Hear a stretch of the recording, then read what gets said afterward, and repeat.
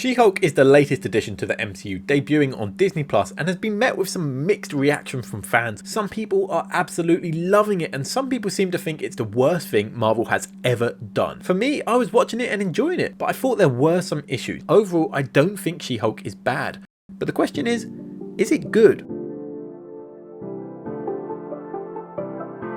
Welcome to Cinemaze, and there will be spoilers for She-Hulk. So I'm going to talk through what I liked about the show and what I didn't like. Typically I go through the good and then the bad. That's going to be a bit harder here because some of the good ties into the bad and some of the bad has good elements in it. But I'll try my best and I'm going to start with the good. And that starts with the characters, starting with She-Hulk herself. We've got a great actress in the role. Tatiana Maslany really brings the character to life and feels like that comic book character. She feels like the timid, quiet, self-conscious Jennifer Walters and the confident, powerful, assertive She-Hulk. She's a fantastic addition to the MCU, and this is something Phase 4 has continued to do. Even when the shows or films haven't always been the best, they've continued to get great actors and actresses in the roles and bring the characters to life, and it's the same here. And she is the centerpiece of the show, and she carries the show with her charm, her humor, and her relatability. Speaking of good characters, we meet Daredevil again, his reintroduction in the MCU suited up. Him meeting She-Hulk and facing each other in court is a comic book dream come true. I was worried how he would be handled in this show, feeling too jokey, but that's not the case here.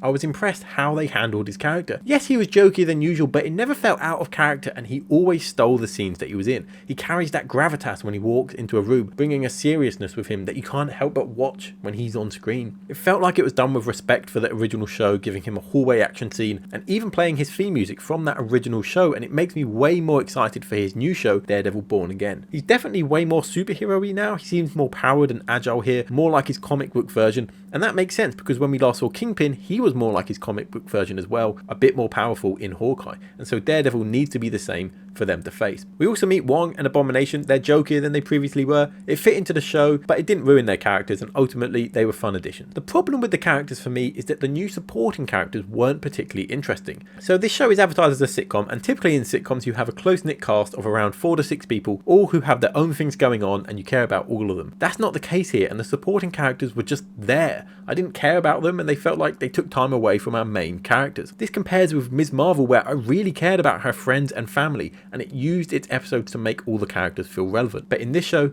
they just feel like a waste of time. Another thing I really liked about this series, compared with the other Disney Plus shows, was the 9-episode run instead of the usual 6. This meant the show felt longer and had more of an impact each week. Each episode was more episodic in nature, which I thought was good, as it used being a TV show to its advantage. This could not exist as a film. It has to be a series with a different story each episode, with fun cameos that concludes at the end of each episode with only a small thread linking each one. And that works for the sitcom lore show vibe that they're going for. When other things like Hawkeye, Falcon and the Winter Soldier, it felt like they would have been better as films, and instead they just stretched the films out over 6 episodes, and that made them feel unnecessarily long. The problem with the episodic nature of the show is that the episodes felt super short. Each episode was only about 20 minutes, which felt a lot shorter than the other Marvel series. So they all felt really short and they ended quite abruptly. When episodes were focused on Jen Walters balancing her life with She-Hulk and diving into that, it was really engaging and interesting, like episodes 1, 7 and 8, and some parts of the other episodes. But when it focused on other stuff like the other characters, how She-Hulk gets her clothes, or court cases with silly resolutions, it was far less interesting and felt like a waste of time. And when your episodes are only 20 minutes long, 10 minutes of them are focused on a plot that you don't care about, then they feel even shorter because you only care about 10 minutes of the show. And the episodes that felt longer, even when they were still short, were the episodes which were much more focused on She-Hulk, like the last 3 episodes. And the episodes varied in quality like many other Disney Plus shows. It has a really strong opening and a strong second from last episode, but with some filler in between and a rushed ending. Now back to the good, another great thing is the creativity. This felt so different from the rest of the MCU. It was a nice change of pace for the Marvel Cinematic Universe. It was funny, it was creative, it was different,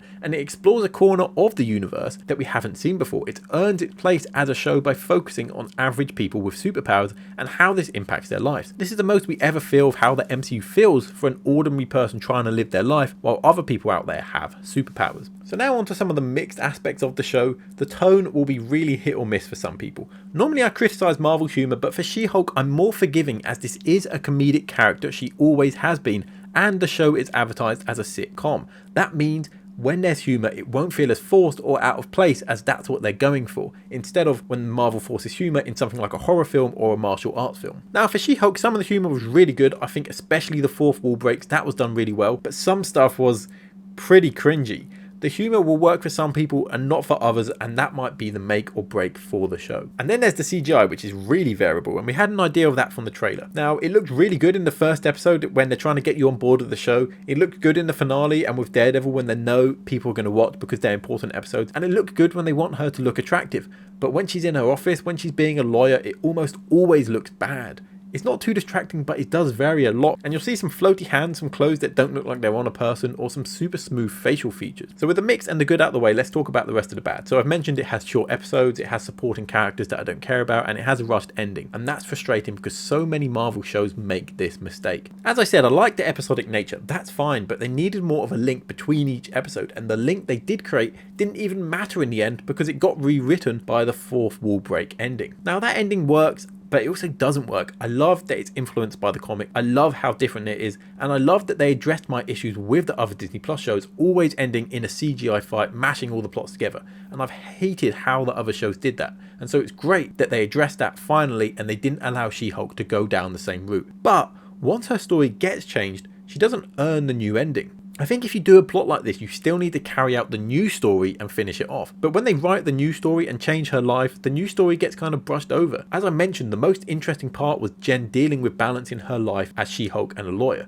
And that all just gets brushed over. We don't see her fight for justice in court. We don't see her get reinstated as a lawyer. We don't see her accept her life as both a lawyer and a superhero. Even Daredevil just gets thrown back into her life, and she doesn't earn that relationship by learning to balance her love life. I think an extra 5 minutes were needed to wrap things up and give the arc a good ending. And again, Marvel Disney Plus has made these mistakes before. We didn't see Bucky's conversation with the family of someone he killed. That happened off screen, which took away from its impact. We didn't get an understanding of why Kamala Khan wanted to be Ms. Marvel, other than the fact she liked superheroes. So it didn't feel like she had an arc, and She-Hulk doesn't feel like she has a proper arc here because what they set up is finished off screen, and it just feels weird. My other criticism is that it just feels like that fourth wall breaking ending doesn't feel as smart as they thought it was. They were so close to getting it right, and they just needed to finish the story off better to make Jen's arc feel fulfilling. Overall, the ending is rushed and it doesn't finish the arc. The episodes are a little short and should focus more on She-Hulk herself or make the supporting characters more interesting, and the CGI is hit or miss, and clearly we get less She-Hulk to try and save some budget on the CGI. But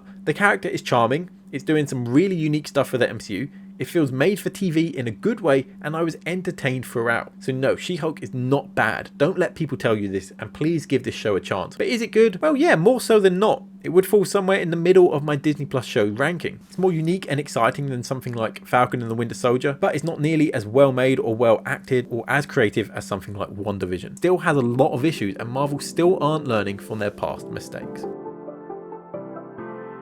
Hope you enjoyed this video. Let me know in the comments below your thoughts on She-Hulk. I think this one is really going to vary from person to person, and I want to hear all your thoughts. Please be civil, keep it polite. But as always, if you did enjoy this, please like the video. It helps my channel out so much, and subscribe for more videos like this. I make new videos every Monday and Friday, so stick around for those.